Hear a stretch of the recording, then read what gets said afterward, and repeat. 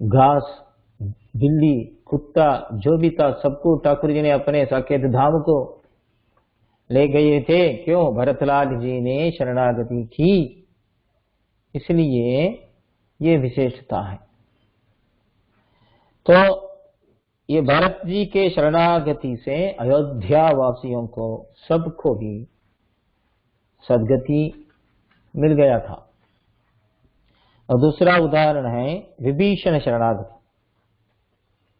उनके शरणागति में अंतर्गत होके बाकी चार, उनके साथ जो चार अनुचर थे, उत्पपाद गदापानिम चतुर्भिः राक्षसैः। विभीषण जी कैसे आए थे? अकेले थोड़ी आए थे, साथ में उनके अनुचर, उनके फ्रेंड्स वो भी थे, और उनको भी रक्षा मिली। विभीषण शरणागति में अंतर्गत हो गए, उनको भी रक्षा मिली, कृपा हो गई। तो हमें भी सच्चा भागवत जो है, अच्छे भागवत के समीप रहने से हमारा उद्धार हो जाएगा। त्रिजटा शरणागति में उसकी साथियों को भी रक्षा मिली। त्रिजटा ने प्रार्थना की, राक्षसियों ने प्रार्थना नहीं की, त्रिजटा ने प्रार्थना की, हे माते, हे जगन माता, हमारा रक्षा करो। हमारे इस स्वप्न से, ब्राह्म मुहूर्त में देखा हुआ स्वप्न से यह स्पष्ट है कि रावण का नाश होगा, राक्षसों का नाश होगी, और राम जी विजय राघव बनेंगे।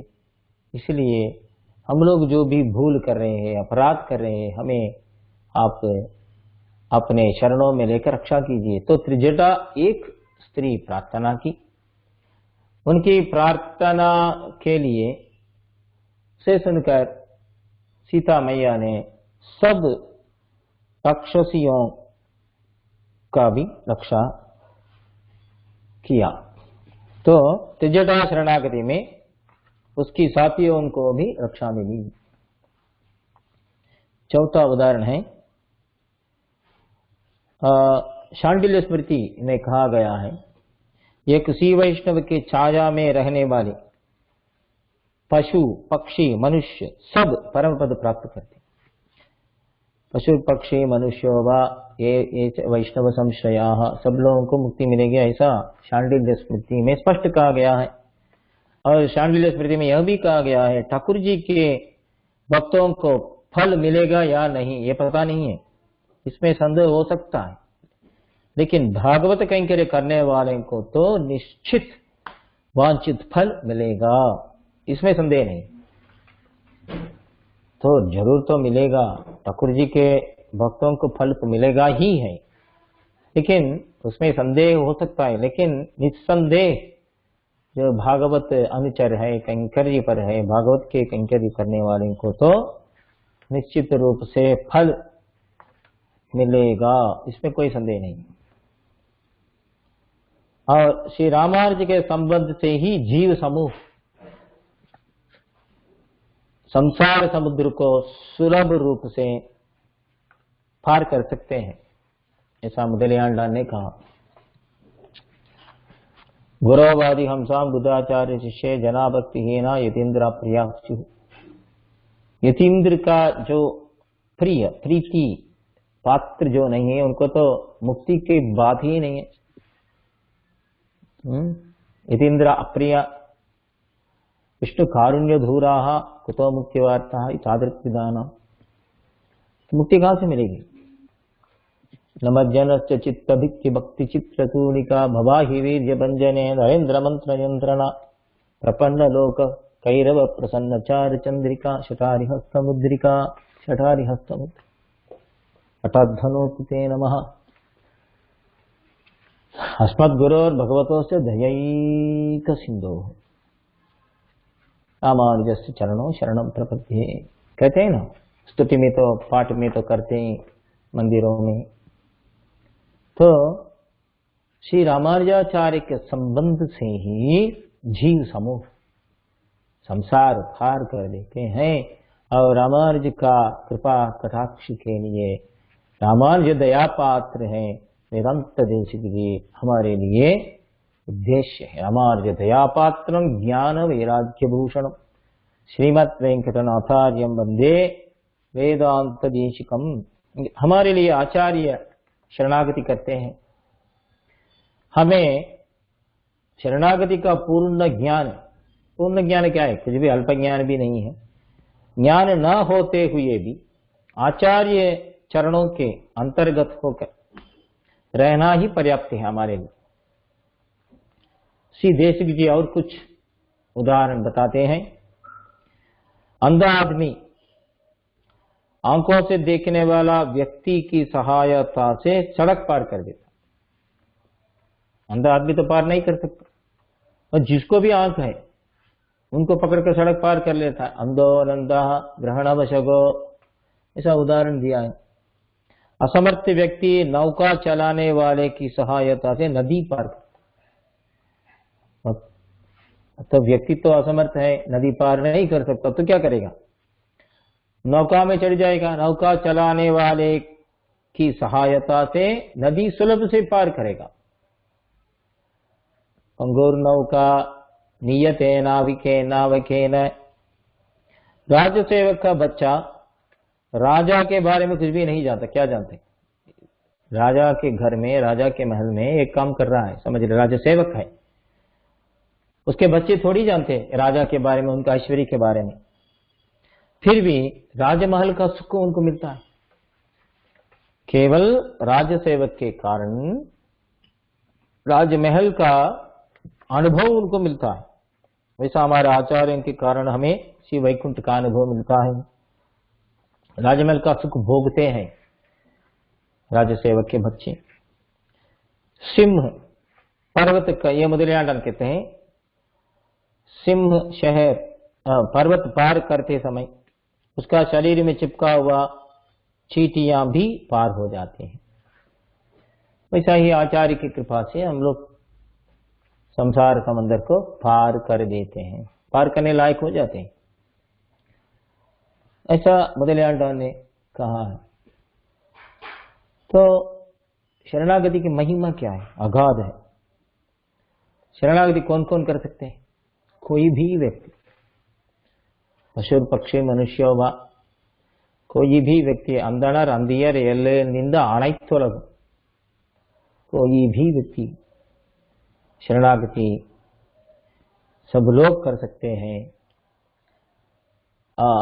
दृष्टांत हमें मिलता है कि अपने आचार्य इतने दयालु हैं कि अपने आश्रम में या मठ में जो भी पशु हैं, जो भी गैया है, और बैलगाड़ी के लिए बैल है और हाथी, उनको भी समाश्रम भरन्यास कर देते हैं ताकि उनको अच्छा जन्म मिले।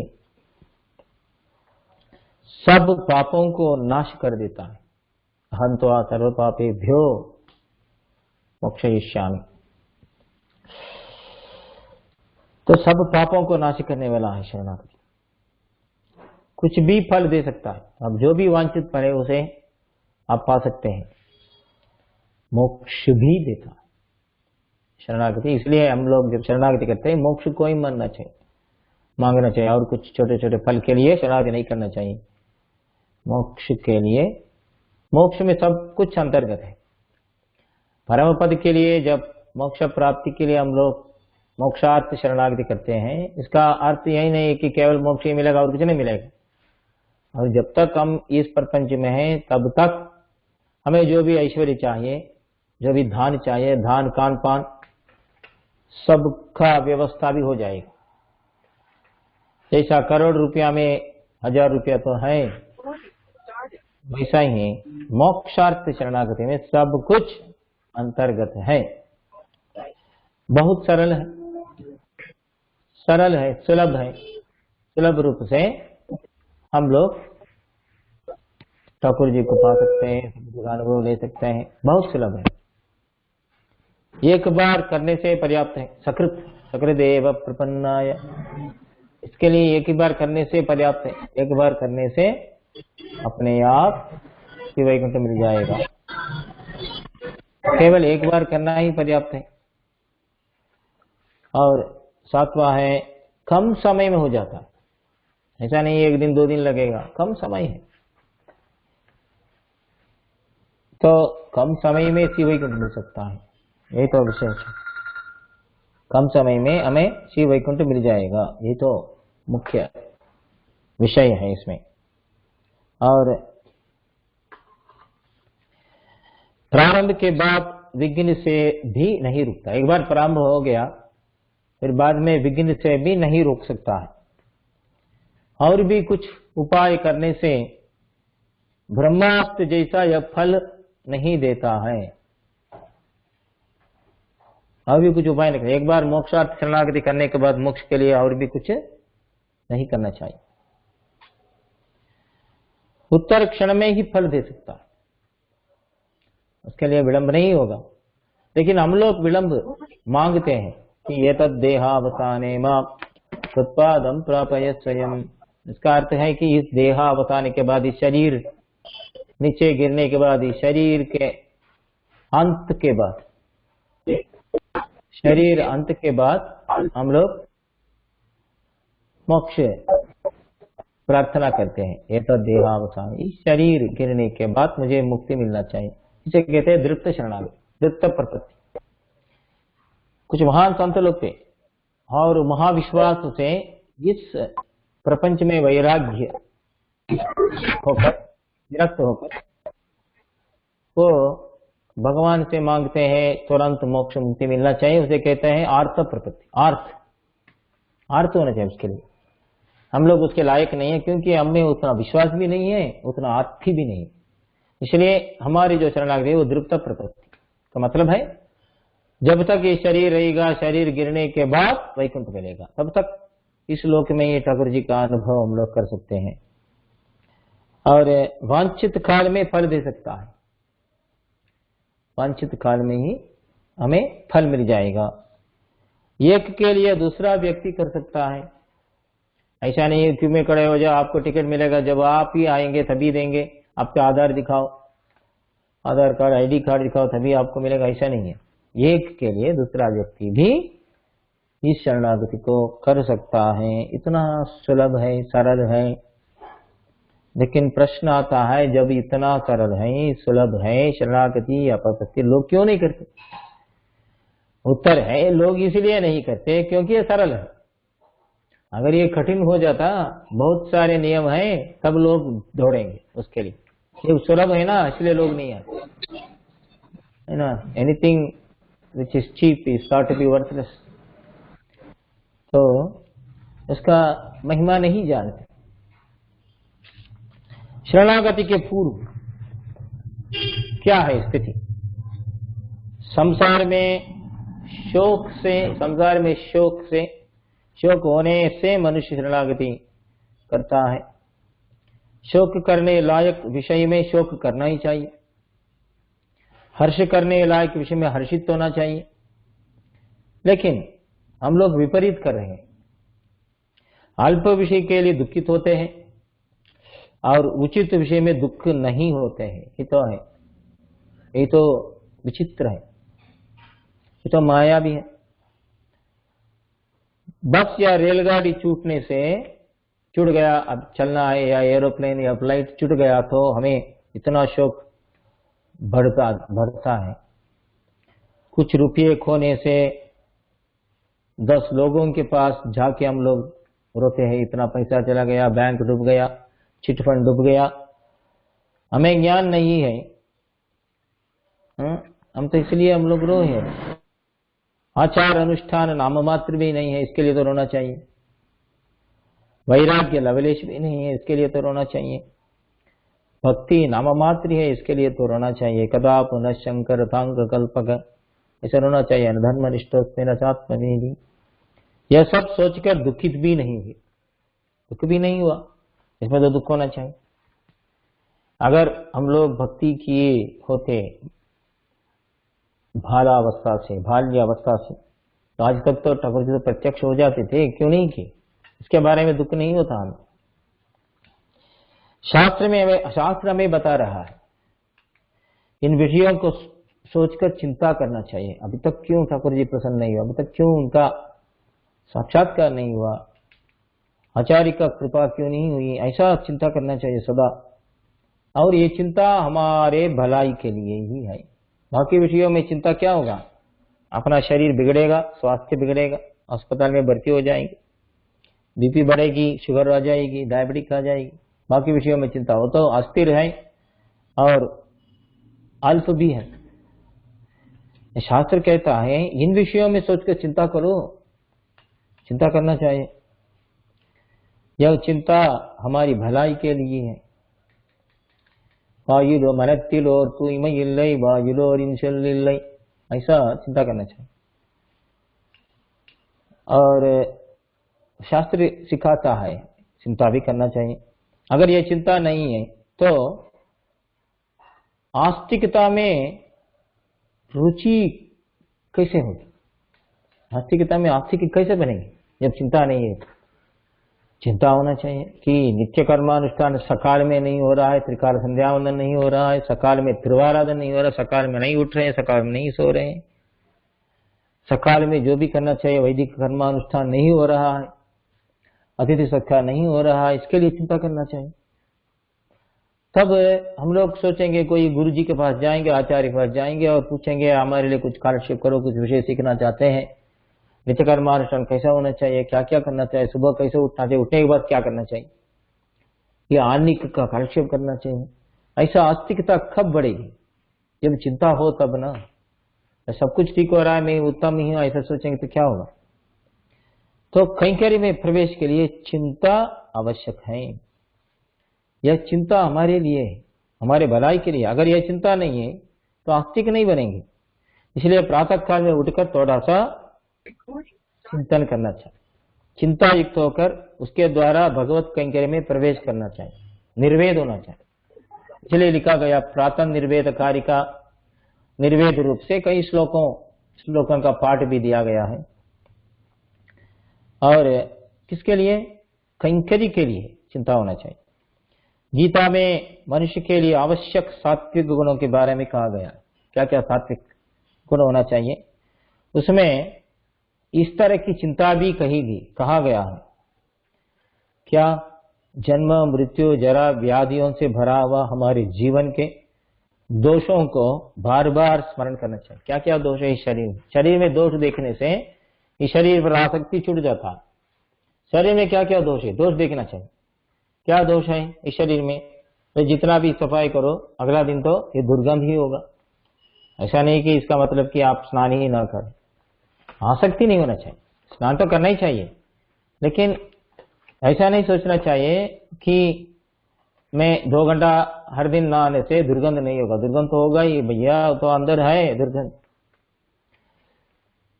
तो इस पर इसलिए आसक्ति ज्यादा नहीं, इसमें दोष देखने से आसक्ति चली जाती है। भगवान गीता में बहुत सुंदर उपाय बताते हैं, वेरी गुड टेक्निक। क्या? किसी भी वस्तु से अगर आपको लगन छूटना है, उसमें दोष देखो। चाहे ये चॉकलेट हो या बिस्किट हो या सिनेमा हो, उसमें दोष है तो सिनेमा देखिए। सी यानी इंग्लिश देखो, न मत देखो, माँ मुझे संस्कृत में, न माँ मुझे मत सी देखो, लेकिन उसी को देखते सब। उसमें दोष देखना चाहिए। हर एक वस्तु में दोष देखने से उसमें लगन नहीं होगी, आसक्ति नहीं बढ़ेगी। भगवद गीता में भगवान कन्हैया कृष्ण बताते हैं, श्री कृष्ण। तो बार बार हमें इसके बारे में सोचना चाहिए। जन्म मृत्यु जरा व्याधि, व्याधि से कैसे बचेंगे? जरा से कैसे बचेंगे? बुढ़ापा तो होना ही चाहिए, बुढ़ापा तो आगे ही आएगा ही, जो आप चाहे या न चाहे। कितना भी दिखे बाहर युवा जैसा, लेकिन अंदर तो बुढ़ापा होंगे। तो उसके बारे में तय पालगन दागम पिणिमसी मुपुत्तुंबम, इसके बारे में सोचने से व्यक्ति बढ़ेगा, ठाकुर जी के समक्ष आस्तिकता आसक्ति बढ़ेगी। आलवारों ने भी कहा गया, इंद्रिय सुख में ठाकुर जी को मैंने खो गया हूं, ठाकुर जी को खो लिया मैंने इंद्रियों के सुख में। पावियेन मूर्खनेन ऐसा कहते हैं ना आलवार संत, रोते हैं, फुट फुट कर रोते हैं, ऐसा दुख प्रकट करते हैं।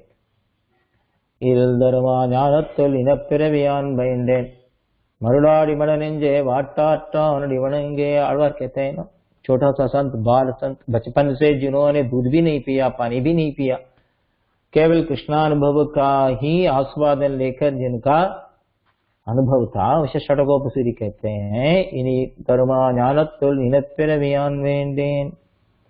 उसका अर्थ है भगवान का अनंत कल्याण गुणों में। आलवार क्या है? आलवार का अर्थ क्या? आलवार शब्द का अर्थ है भगवान का अनंत कल्याण गुणों में जो डूब जाते हैं, वही आलवार है। वे आलवारों ने प्रपत्ति की थी और उसके पश्चात विरह में दुखित भी हो गए। हमारे विषय में ये भी सोचना चाहिए, क्या हो रहा है जीवन में, क्या गुजर रहा है, क्या चल रहा है जीवन में। वैराग्य बुद्धि के लिए त्रिकालों में भी ऐसा सत्य चिंतन करता ही रहना चाहिए। इसलिए प्रवचन सुनना चाहिए, पुस्तक पढ़ना चाहिए, अच्छे आध्यात्मिक पुस्तक का पढ़ाई, उसका श्रवण भक्ति उत्तम माना गया है। ऐसा शोक उत्पन्न होकर मोक्ष प्राप्ति के लिए एक व्यक्ति शरणागति के लिए तब प्रयत्न करेगा, तभी प्रयत्न कर सकता है। उसके लिए उसे क्या क्या करना चाहिए? वैदिक कर्मों के लिए योग्यता चाहिए, योग्यता के लिए यज्ञ करने के लिए वेदाध्ययन चाहिए, ठाकुर जी का तिरुवाराधन पूजा करने के लिए शंख चक्रांकन आवश्यक है। लेकिन शरणागति करने के लिए ऐसा कुछ भी आवश्यक नहीं है, कुछ भी क्वालिफिकेशन है, केवल रोना ही है, रोना ही क्वालिफिकेशन योग्यता है। ठाकुर जी के समक्ष खड़े होकर रोना, आचार्य के द्वारा जाति, उम्र, स्त्री, पुरुष भेद बिना शरणागति कोई भी कर सकता है, कोई भी व्यक्ति कर सकता है, कुछ भी फल के लिए शरणागति कर सकते हैं। मोक्ष प्राप्ति के लिए करना विशेष है। शरणागति करने के लिए योग्यता क्या है? अयोग्यता है। किसमें? भक्ति योग में अयोग्यता ही शरणागति करने के लिए योग्यता। Disqualification is the qualification. Disqualification to do bhakti yoga is the qualification to do prapatti. देखिए, भक्ति योग के लिए ज्ञान अवश्य चाहिए, सामर्थ्य चाहिए, योग्यता आवश्यक है। इसमें इसके अभाव से प्रपत्ति कर सकते हैं, ज्ञान के अभाव से, सामर्थ्य के अभाव से, योग्यता के अभाव से और क्षमता इसके अभाव से प्रपत्ति कर सकते हैं। और एक भक्ति योग निष्ठ है, समझ लीजिए, जो भक्ति योगी है उसके लिए इस जन्म के अंत में ही उसकी इच्छा है, समझ लीजिए, कि इस जन्म के अंत में ही मोक्ष प्राप्ति होना चाहिए। अगर वह मोक्ष प्राप्ति इस जन्म के अंत में ही चाहता है तो वो शरणागति करेगा, कर सकता है। उदाहरण क्या है? श्रीमन नाथ मुनि भक्ति योग निष्ठ होते, उनके भक्ति में ठाकुर जी तल्लीन होकर ठाकुर जी स्वयं नृत्य करते थे। आतस्यानंद भवने नवनीत नाट्यम। ऐसे महान संत भी इस जन्म के अंत में मोक्ष प्राप्ति के लिए उन्होंने शरणागति की, अनुष्ठान की। और भक्ति योग पूर्ति के लिए और भी कुछ जन्म लेना पड़ता है, लेकिन एक ही जन्म है, अगला जन्म नहीं होना चाहिए। जन्म राहित के लिए शरणागति कर सकते हैं। जिनको भी मोक्ष की इच्छा है, उसे मुमुक्षु कहते हैं ना, वे ही प्रपत्ति करते हैं। जिनको संसार में ही रुचि है, वे प्रपत्ति की ओर मुड़कर भी नहीं देखेंगे, विश्वास भी नहीं है। जब आचार्य स्वयं कहते हैं आए आओ प्रपत्ति करो, भरन्यास करो, प्रवचन देते हैं, पुस्तक में लिखते हैं, फिर भी विश्वास नहीं होता हमें। क्यों? मोक्ष में इच्छा नहीं है, रुचि नहीं है मोक्ष में। समझ, क्योंकि हम लोग समझ कर बैठे हैं यही तो शाश्वत है, यही आनंद है, इस जन्म में जो भी होगा होगा सो होगा, बाद में देखा जाए। तुरंत मोक्ष पाने के लिए संकल्प के साथ प्रपत्ति करने से तत्काल मोक्ष प्राप्ति होगी, लेकिन इस देह के अंत में चाहने से ठाकुर जी हमारे मरण के समय, शरीर छोड़ने के समय, तब आकर ठाकुर जी हमें मोक्ष प्रदान कर देते हैं। शरणागति के लिए मुख्य अंग क्या है? महाविश्वास, अर्थात भगवान निश्चय फल देंगे, हमें मोक्ष प्राप्ति होगी, यह विश्वास। लेकिन यह कठिन है। अंतकाल में विनंती करने पर ठाकुर जी क्यों फल देंगे, ऐसा एक प्रश्न उठ सकता है। अरे जीवन भर तो सब पाप ही पाप किया, बुढ़ापा हो गया, अभी तो आप शरणागति देंगे तो ठाकुर जी मानेंगे क्या? ठाकुर जी मान लेंगे क्या? फल दे देंगे? ऐसा संशय मत करो। वह तो सर्वसमर्थ है भगवान, वो किसी को भी मोक्ष दे सकते, कभी भी दे सकते, वे कुछ भी कर सकते हैं, दुनिया को उल्टा कर देंगे शरणागति के लिए। द्रौपदी के सामने उन्होंने क्या कहा? जौ पतेत पृथ्वी शीर्येत, आकाश भी नीचे गिर जाएगा, फूट जाएगा, पूरा तोड़ फोड़ हो जाएगी, भूमि का भूकंप भी हो जाएगा, फिर भी मेरा वचन जो है वो सत्य करके ही रहूंगा, शरणागत कभी नहीं छोड़ूंगा। भगवान कभी नहीं छोड़ते। मित्र भावेन संप्राप्तुम न त्यजेयम कथंचन, छोड़ूंगा ही नहीं मैं उसको रक्षा करके ही रहूंगा। तो ये सर्वशक्तिमान है भगवान, इसलिए इसमें कोई संशय नहीं होना चाहिए। फिर बाद में और एक प्रश्न उठता है, संशय होता है, संदेह, क्या? बहुत कठिन प्रयास से भक्ति योग जो करते हैं उनको जो फल मिलता है वही फल शरणागति करने वाले को कैसे मिलेंगे? व्यास पराशर आदि लोग कई लाखों वर्ष तपस्या करते रहते, आज भी कर रहे हैं, और उनको जो मोक्ष प्राप्ति नहीं होगी, आज तक नहीं हुआ, वो करते हैं आज भी, हमें कैसे मिलेंगे? ये तो संदेह तो होगा ही है ना। ऐसा संशय मत करो, शास्त्र कहता है, क्योंकि यह फल उनके दया और अथवा करुणा से मिल रहा है, ठाकुर जी के दया से मिल रहा है। उनकी दया को समझना चाहिए, ठाकुर जी की दयावान है इसलिए फल देते हैं। इतने दिन ठाकुर जी की ओर हम मुड़कर भी नहीं देखें, अचानक एक दिन प्रपत्ति कर लिया, शरणागति कर लिया, वर मांगने से फल क्या मिल जाएगा? ऐसा भी संदेह होता है, अविश्वास कई लोगों को होता है। ऐसा मत करो, क्योंकि मोक्ष हमारे लिए ही है। वैकुंठम पुगवद मंडवर गिरिये, मोक्ष किसका है? हमारे परम पद हमारा ही। आज तो मेरे कम से कम ठाकुर जी इतना संतोष हो जाएंगे, इतना प्रसन्न हो जाएंगे, आज तो कम से कम आज तो आ गया मेरा घर, मेरा बेटा, मेरा ही तो बच्चा है, कम से कम आज तो आ गया, कहीं घूम गया था, आ जाओगे यार उठकर, ऐसा सोचकर भगवान फल देते हैं। एक पुत्र पिताजी के पास क्रोधित होकर घर छोड़कर भाग गया, कुछ वर्षों के बाद वहां लौटकर आने पर पिताजी प्रेम से उसका स्वागत करेंगे ना, उसको संपत्ति को उसे लौटा देते हैं।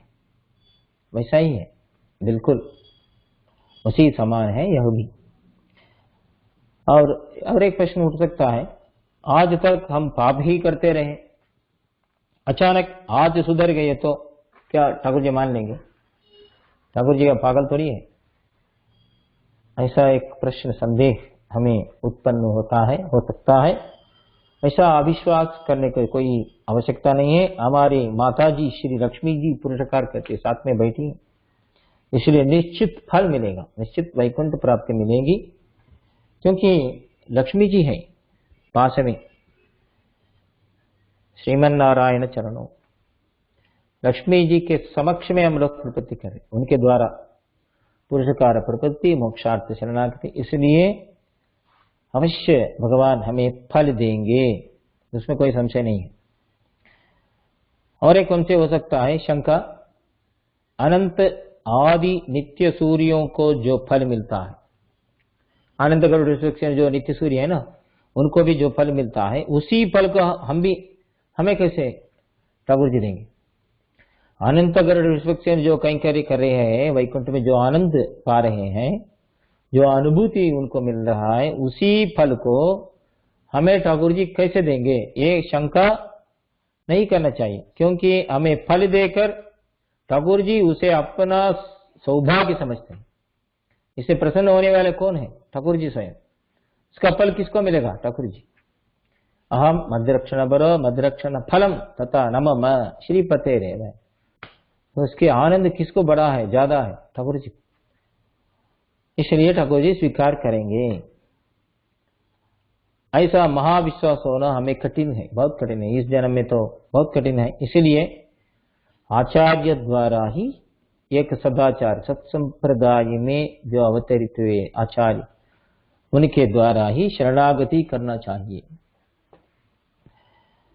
शरणागति के समय क्या क्या समय? अगर स्वयं ही शरणागति करना है, पूर्ण अंगों के साथ करना है। व्यवहार में कोई ऐसा नहीं करते हैं क्योंकि महाविश्वास होना कठिन है। इसलिए आचार्यों के द्वारा ही हमारे लिए लाभदायक है, क्षेमकर भी है। दूसरा, मुक्ति निष्ठा शरणागति करने के लिए आचार्य द्वारा मंत्र को उच्चारण करना चाहिए। आचार्य एक मंत्र कहते हैं ना, जो भी श्लोक या मंत्र कहते हैं उसे हमें उच्चारण करना चाहिए। आचार्य निष्ठा शरणागति करने से शिष्य को कुछ भी नहीं करना पड़ता। आचार्य स्वयं सब कुछ कर देते। आचार्य कहते हैं आप प्रणाम करते रहो, दंडवत करते रहो, हम आपके लिए प्रार्थना करेंगे ठाकुर जी के समक्ष। और ठाकुर जी प्रार्थना करते इस जीव को कृपा करके आप अपना लो, इनके शरणागति स्वीकार करो। तो ठाकुर जी से बहस करके महालक्ष्मी पुरुषकार द्वारा आचार्य गण हमारे लिए मोक्ष वर मांगते हैं। और ये उत्तम है, उत्तम रीति है आचार्य निष्ठा। और भागवत निष्ठा में सब कुछ ये शुद्ध भागवत हमारे लिए कर देते हैं, सब कुछ वही कर देते। कहावत है कि जब आचार्य हमारे लिए शरणागत करते हैं तब शिष्य द्वय मंत्रोच्चारण के साथ दंडवत प्रणाम करते रहना चाहिए। यह भी शरणागति के लिए अंग नहीं है, केवल अपने लिए कोई शरण नहीं है, इस भाव का प्रतीक है, प्रतीक मात्र है। शरणागति के बाद आचार्य को पुष्कल दक्षिणा देना चाहिए, क्योंकि वो वैकुंठ दे रहे हैं हमारे लिए, वैकुंठ दे रहे हैं। ठाकुर जी को हमारे हाथ में दे रहे हैं, मणि को, वैकुंठ को हमारे हाथ में टिकट मिल गया। तारीख हमें पता नहीं है, लेकिन टिकट तो है पक्का। उनके लिए क्या दे सकते हैं? सब कुछ दे सकते हैं। पुष्कल दक्षिणा देना चाहिए। दंडवत बारंबार करते हुए आचार्य चरणामृत स्वीकार करना व्यवहार में है आज भी। श्रीमन नारायण जिसने हमारे शरणागति को स्वीकार किया उनको विशेष भोग लगाना चाहिए। तदि आराधन ऐसा गोष्ठी भोग लगाकर भंडारा करना भी व्यवहार है आजकल। या पुष्कल दक्षिणा दे देते हैं आश्रम को या मठ को। फिर बाद में हर वर्ष कभी भी समय मिले तब आचार्य का दर्शन लेना चाहिए, उनको दक्षिणा समर्पण करना चाहिए। या फिर भोग लगना भी शरणागति का अंग नहीं है। ठाकुर जी को ये भंडारा करवाना ये सब शरणागति का अंग नहीं है, केवल भगवत प्रीति के। और शरणागति के बाद क्या करना चाहिए? प्रपन्न को कुछ भी करने की आवश्यकता नहीं है। शरणागति के बाद शास्त्र उसे क्या कहता है? कृतकृत्य। जो करना चाहिए वो कर लिया, हो गया, कृतकृत्य कहता है शास्त्र। अर्थात जो करना है वो कर चुका है, जो भी करना है वो कर चुका है। तो इसका मतलब यही नहीं कि स्नान नहीं करना चाहिए, तिलक नहीं लगाना चाहिए, संध्या नहीं करना चाहिए, पूजा पाठ नहीं करना चाहिए। इसका मतलब यह नहीं है। मोक्ष के लिए कुछ भी नहीं करना पड़ेगा साधन रूप से। साधन तो नहीं है, हो गया। मोक्ष के लिए कुछ भी नहीं करना पड़ेगा। फिर क्यों पढ़ते हैं ये सब? संध्या वंदन इत्यादि तिरुवारण क्यों करते हैं? स्वयं प्रयोजन, केवल ठाकुर जी के प्रीति के लिए करना चाहिए। प्रपन्न आत्मा रक्षा भार को भगवान के पास सौंप दिया। इसलिए बहुत चिंताहीन होना चाहिए। निर्भरो निर्भयोस्मि, सुख से सो जाता है, अपने हृदय में हाथ रखकर निर्भर सोएगा। क्योंकि पूरा बात तो ठाकुर जी के पास है, हमें क्या करना है, क्या लेने देना है, ठाकुर जी देख लेंगे। योगक्षेमम वहाम्यहम् कह दिया ना ठाकुर जी ने। तो इनको कुछ भी करना नहीं पड़ेगा, सुख से सो सकता है। क्योंकि भगवान ने कह दिया ना, मां शुचः, कोई शोक मत करो, मैं देख लूं। प्रपत्ति का फल जो मोक्ष है, श्री वैकुंठ, मरण के बाद ही आता है। इसलिए शरीर छूटना वैष्णवों के लिए वो भी एक विशेष यज्ञ समान है। तो अवभृत स्थान, शरीर छूटने से ही वैकुंठ मिलेगा। अपने आप छूटना चाहिए, शरीर को हम लोग नहीं छोड़ सकते, अपने आप वो शरीर छूटना चाहिए। ठाकुर जी ले जाएंगे हाथ पकड़कर। तो ये श्रुति में भी स्पष्ट है। प्रपत्ति के बाद चुप नहीं बैठ सकते हैं, कैंकर्य अथवा चुप तो नहीं बैठ सकते, कुछ तो करना चाहिए ना। कैंकर्य अथवा कालक्षेप कर सकते हैं, ग्रंथ लिख सकते हैं, ग्रंथ पढ़ सकते हैं, पत्रिका पढ़ सकते हैं, आध्यात्मिक पत्रिकाएं, और प्रवचन सुन सकते हैं। जितना भी समय मिले उतना आनंद मिलेगा, और कुछ नहीं। प्रपत्ति हमारा आत्म विवाह है ठाकुर जी के साथ। हमारा सब लोग स्त्री हैं, केवल भगवान एक ही पुरुष है। हमारे भर्ता श्रीमन नारायण ही है, वो हमारा रक्षा अवश्य करेंगे। हमारा तो विवाह हो गया उनके साथ प्रपत्ति रूप में, अभी हमारा रक्षा तो वो देख लेंगे, हमें कुछ भी करना नहीं पड़ेगा। पत्नी अपना स्वरूप लायक जीवन व्यतीत करती है, धर्म पत्नी, वैसे ही हमें भी भगवान के साथ जीवन व्यतीत करना चाहिए। पातिव्रत धर्म का आचरण करना चाहिए। क्या है? अर्थात मैं भगवान का ही हूं, भगवान का ही हूं, नारायण का ही हूं, और किसी भी का नहीं हूं। केवल नारायण ही मेरा पति ही, इस भाव होना चाहिए। मुझे सब कुछ भगवान ही देंगे, मेरा पति तो देंगे, दूसरों के पास क्यों मांगूंगा। और किसी के देने से मुझे स्वीकार भी नहीं। और कोई आके लाके दिया तो हम नहीं लेंगे। बाजू घर वाले आके देंगे, अरे आप ले लो चावल, हमने दे दिया, चावल की वजह जो भी खाना है, नहीं मुझे नहीं चाहिए, मेरे पति तो दे दिया, और क्या चाहिए। मैं ठाकुर जी को ही सेवा करूंगा, मुझे और कुछ अल्प फल नहीं चाहिए। मेरा सुख मेरा पति का सेवा ही है, मेरा सुख, उसमें ही आनंद, ये भाव होना चाहिए। विवाहित स्त्री शुभ आभूषणों को पहनती है, मंगलसूत्र, सिंदूर इत्यादि इत्यादि। वैसे ही हमें भी ऊर्ध्वपुंड्र, तिलक आदि चिन्हों को धारण करना चाहिए। इनके द्वारा मैं नारायण का ही हूं यह व्यक्त करना चाहिए गर्व से। जैसे विवाह की स्त्री अनुशासन से रहती है, वैसे ही हमें भी शास्त्रवश्य होकर व्यवहार करना चाहिए भगवत प्रीति के लिए। स्त्री जैसे पति सेवा में निमग्न होकर आनंद लेती है, वैसे ही हमें भी भगवत सेवा में, भगवत कैंकर्य में, भागवत कैंकर्य में निरत होकर आनंद लेना चाहिए। यही तो विशेषता है।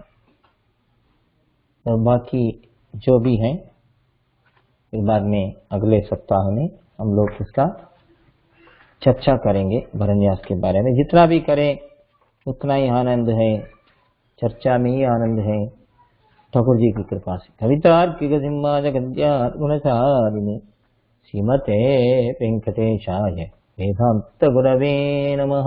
कोई प्रश्न है, पूछ सकते हैं, एनी क्वेश्चंस?